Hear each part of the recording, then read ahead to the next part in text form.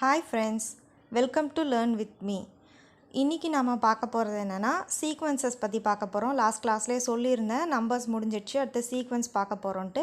இன்றைக்கி வந்து சீக்வன்ஸோட introduction part மட்டும் நம்ம பார்க்க போகிறோம்.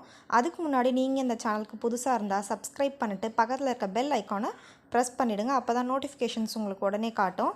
வாங்க இன்றைக்கி இன்ட்ரடக்ஷன் என்ன அப்படின்ட்டு பார்க்கலாம். ஃபஸ்ட்டு சீக்வன்ஸோட டெஃபினிஷன். சீக்வன்ஸோட டெஃபினிஷன் என்ன சொல்லுது அப்படின்னா, a real valued sequence is a function defined on the set of natural numbers and taking real values. அதாவது ஒரு ரியல் வேல்யூடாக இருக்க சீக்வன்ஸ் அப்படின்னா என்னென்னா, அது ஒரு ஃபங்க்ஷன். நம்ம ஃபஸ்ட் யூனிட்டில் படிச்சோம்ல, அந்த மாதிரி ஒரு ஃபங்க்ஷன். அதை எதுலேருந்து எதுக்கு டிஃபைன் பண்ணுவாங்கன்னா, நேச்சுரல் நம்பர்லேருந்து ரியல் நம்பருக்கு டிஃபைன் பண்ணுவாங்க அப்படின்ட்டு சொல்கிறாங்க. இதுதான் வந்து என்ன சொல்கிறாங்கன்னா சீக்வன்சஸ்க்கு டெஃபினிஷனாக சொல்கிறாங்க. இன் ஜென்ரலாக சீக்வன்ஸ் அப்படின்னா நம்ம என்ன சொல்லலாம்னா, ஏதோ ஒரு ஆர்டராக நடக்கிறது. இந்த பிக்சர்லேயே பாருங்களேன், ஒரு செடி வளர்க்குறதுக்கு என்ன பண்ணுறாங்க, ஃபஸ்ட் அண்ட் சாயில் இது பண்ணிட்டு அதுக்கான விதை போட்டு தண்ணி ஊற்றி அது ஃபஸ்ட்டு கொஞ்சம் க்ரோ ஆகுது, அப்புறம் செடி வருது, அதுக்கப்புறம் தான் பூ பூக்குது. ஸோ இந்த மாதிரி ஏதோ ஒரு ஆர்டராக வர்றது தான் சீக்வன்ஸ் அப்படின்னு சொல்லுவோம். இது வந்து டெஃபினிஷன் நம்ம பார்த்தது, நேச்சுரல் நம்பர்லேருந்து ரியல் நம்பருக்கு போகும் அப்படின்னு சொல்லிட்டு சொல்கிறாங்க. நெக்ஸ்ட் என்னென்னா, சீக்வன்ஸ் அப்படின்னா என்னென்னா, அது வந்து ஒரு சம் ஸ்பெசிஃபிக் பேட்டர்னையோ இல்லைனா ஒரு அரேஞ்ச்மெண்ட்டையோ இது பண்ணும். இப்போ வந்து நீங்கள் எதுவே அடுக்கி வைக்கிறீங்க அப்படின்னு வைங்களேன், கீழே ஒரு 4-5 ஃப்ரூட்ஸ் அடுக்குறீங்க, அதுக்கு மேலே 4, அப்புறம் 3, அப்புறம் 2, 1, இந்த மாதிரிலாம் நம்ம ஃப்ரூட்ஸை இல்லைனா கார்ட்ஸ் எல்லாம் கூட அடுக்கி விளையாடுவோம்ல, இந்த மாதிரி இருக்கிறதெல்லாம் தான் சீக்வன்ஸ் அப்படின்னு சொல்லுவோம். இப்போ எக்ஸாம்பிளுக்கு ஃபஸ்ட் எக்ஸாம்பிள் கொடுத்துருக்கு பாருங்கள், 1 3 5 7. இது வந்து ஒரு சீக்வன்ஸ். இது ஆட் நம்பர் அப்படின்ற பேட்டர்ன் ஃபாலோ பண்ணுதுன்னு சொல்லலாம். அதை விட என்னென்னா, ஃபஸ்ட்டு நம்பர்லேருந்து முன்னாடி இருக்க நம்பர்லேருந்து +2 +2ன்னு ஆட் ஆகிட்டே போகுது, 2 ஆட் ஆகிட்டே போகுது. அதனால் இதை சீக்வன்ஸ் அப்படின்னு சொல்லிட்டு நம்ம சொல்கிறோம். சீக்வன்ஸ்னால் ஏதோ ஒரு பேட்டர்னோ இல்லை ஏதோ ஒரு அரேஞ்ச்மெண்ட்டோ ஃபாலோ பண்ணோம். அடுத்தது இந்த சீக்வன்ஸில் இருக்கக்கூடிய ஒரு எலமெண்ட்டையே நம்ம என்ன சொல்லுவோம்னா டேர்ம் அப்படின்னு சொல்லுவோம். இப்போ இந்த முன்னாடி எக்ஸாம்பிள் 1 3 5 7ல் 1ன்றது ஒரு டேர்ம், 3ன்றது ஒரு டேர்ம், 5ன்றது ஒரு டேர்ம். அதே மாதிரி தான் இன்னொரு எக்ஸாம்பிள் சும்மா கொடுத்துருக்கு, 2 4 6 8 10 அப்படி நம்ம எடுத்துக்கிட்டோன்னா 2ன்றது ஒரு டேர்ம், 4ன்னு ஒரு டேர்ம், 6 ஒரு டேர்ம், 12 ஒரு டேர்ம், இந்த மாதிரி போயிட்டே இருக்கும். இதில் வந்து இந்த மாதிரி ஆட் ஆகிறது மட்டும்தான் வருமானா கிடையாது. இப்போ நமக்கு 3 8 அந்த மாதிரி போட்டோன்னா ஆடும் பண்ணலாம். அப்படி இல்லைன்னா என்ன மல்டிப்ளிகேஷனில் போகிறது, சப்ராக்ட் பண்ணிகிட்டே வர்றது, டிவைட் பண்ணுறது, இந்த மாதிரி எது வேணால் போகும். இதெல்லாம் ஃப்யூச்சரில் போகும். இப்போ ஃபஸ்ட்டு புரியறதுக்காக நான் இந்த மாதிரி ஒரு அடிஷன் மட்டும் சொல்லியிருக்கேன். இந்த டேர்ம்ஸில் ஃபஸ்ட்டு வர டேர்ம் ஃபஸ்ட்டு இருக்க எலமெண்ட்டை வந்து ஃபஸ்ட்டு டேர்ம் அப்படின்னு சொல்லுவோம். செகண்ட் இருக்கிறது செகண்ட் டேர்ம், தேர்டு இருக்கிறது தேர்ட் டேர்ம், அப்புறம் ஃபோர்த்து டேர்ம், ஃபிஃப்த்து டேர்ம், இந்த மாதிரி போய்கிட்டே இருக்கும். சரிங்களா? அந்த எக்ஸாம்பிளில் நம்ம என்ன லாஸ்ட் எக்ஸாம்பிள் 2 4 6 8 தானே பார்த்தோம். அதில் 2ன்றது ஃபஸ்ட்டு டேர்ம், 4ன்றது செகண்ட் டேர்ம், 6ன்றது தேர்ட் டேர்ம், அது மாதிரி 10ன்றது ஃபிஃப்த்து டேர்ம் வரும், 12ன்றது சிக்ஸ்த்து டேர்ம் வரும். சரிங்களா?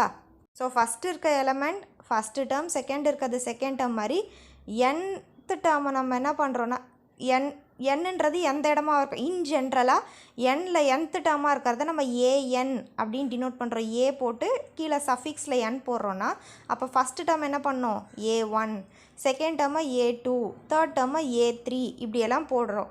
ஸோ அப்போ அந்த எக்ஸாம்பிளில் என்ன வரும், A1ன்றது 2, A2ன்றது 4 வரும், A3ன்றது 6, இந்த மாதிரி போய்கிட்டே இருக்கும்.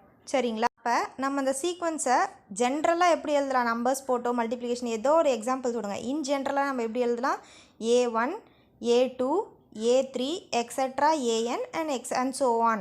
அப்படின்னா என்ன அர்த்தம்னா, இன்னும் நம்பர்ஸ் போயிட்டே இருக்கும்னு அர்த்தம். அந்த என்னன்றது 2ஆக இருந்துச்சுன்னா சரி 2 டேர்ம்ஸோடு முடிஞ்சிடும், 10ஆக இருந்ததுன்னா ஒரு 10 டேர்மோடு முடியும், 15 இருந்துச்சுன்னா 50 டேர்ம்ஸோட முடியும். சரிங்களா? இப்போ அதான் எக்ஸாம்பிள்ஸ் கீழே ஒரு இது கொடுத்துருக்கு பாருங்கள், 10 20 13 இந்த மாதிரி ஒரு சீக்வன்ஸ் இருக்குன்னா A1ன்றது 10, A2ன்றது 20, A3ன்றது வந்து 30. இப்போ வந்து இதில் N8 நான் எடுத்துக்கிட்டேன்னா எனக்கு AN என்ன வரும், 80 வரும். சரிங்களா? ஸோ டேர்ம்ஸ் என்ன, ஃபஸ்ட்டு டேர்ம் செகண்ட் டேர்ம் என்ன அப்படின்ட்டு பார்த்தோம். அது எப்படி ஜென்ரலாக டிஃபைன் பண்ணுறதுன்னு பார்த்தோம். அடுத்து என்னென்னா, இந்த டேர்ம்ஸ் இருக்குது இல்லையா, அந்த எலமெண்ட்ஸ் மொத்தம் எத்தனை எலமெண்ட்ஸுன்றது ஃபைனைட்டாக இருந்ததுன்னா அந்த சீக்வன்ஸாக ஃபைனைட் சீக்வன்ஸ் அப்படின்னு சொல்லுவோம். அதாவது நம்மளால் கவுண்டபுளாக இருக்கக்கூடிய இருந்துச்சுன்னா, எண்ண முடியும், கொஞ்சம் நம்பர்ஸ் தான் இருக்குது, மொத்தமே கொஞ்சம் நம்பர்ஸ் தான் இருக்குது அப்படின்னா அது ஃபைனைட் சீக்வன்ஸ். அதே எலமெண்ட்ஸ் வந்து ரொம்ப நிறைய இருக்குது, எக்ஸெட்ரா சொல்கிறோம், அன்சோவான்னு சொல்கிறோம்ல, அப்படி போய்கிட்டே இருக்குது அப்படின்னா அது இன்ஃபைனைட் சீக்வன்ஸ். ஸோ எலமெண்ட்ஸ் வந்து ஃபைனைட்டாக இருந்தால் அந்த sequence finite sequence. Number of elements இன்ஃபைனைட்டாக இருந்ததுன்னா அது இன்ஃபைனைட் சீக்வன்ஸ். நல்லா ஃபைனைட் சீக்வன்ஸ், இன்ஃபைனைட் சீக்வன்ஸ் இதுதான். சரிங்களா? அடுத்தது டெஃபினிஷன்லேயே சொன்னோம், அதை வந்து சீக்வன்ஸ் வந்து ஒரு ஃபங்க்ஷனாக நம்ம இது பண்ண முடியும். அந்த சீக்வன்ஸை ஃபங்க்ஷனாக நம்ம டிஃபைன் பண்ணால் எப்படி பண்ணலான்னா, ஃபங்க்ஷன்றது எஃப்னு நம்ம எடுத்துக்கலாம். ஃப்ரம் என்லேருந்து ஆர், நேச்சுரல் நம்பர்லேருந்து ரியல் நம்பர்ஸ்க்கு போகும். ஸோ சீக்வன்ஸை வந்து ஃபங்க்ஷனாக கன்சிடர் பண்ண முடியும். எதுலேருந்து எதுனா அது எதில் டிஃபைன் பண்ணுவோம் நம்மனா, நேச்சுரல் நம்பர்ஸில் டிஃபைன் பண்ணி அது எங்கே போகும், ரியல் நம்பர்ஸ்க்கு போகும். அதுதான் வந்து இந்த ஆரோ டயக்ராமில் காட்டியிருக்கு. என்னன்றது பாருங்கள் நேச்சுரல் நம்பர்ஸ்லேருந்து ஆர் ரியல் நம்பர்ஸ் எதுவாக வேணா இருக்கான் போகும். அந்த ஃபங்க்ஷனை நம்ம எப்படி டிஃபைன் பண்ணிக்கிறோம், எஃப் அப்படின்னு சொல்லிட்டு டிஃபைன் பண்ணிக்கிறோம். ஓகேவா? ஸோ நம்ம சீக்வன்ஸை ஃபங்க்ஷனாக டிஃபைன் பண்ண முடியும். சீக்வன்ஸ் நம்ம எப்படி எழுதுவோம், A1 A2 A3 எக்ஸெட் and so on இப்படி சொல்லிட்டு நம்ம எழுதுவோம்.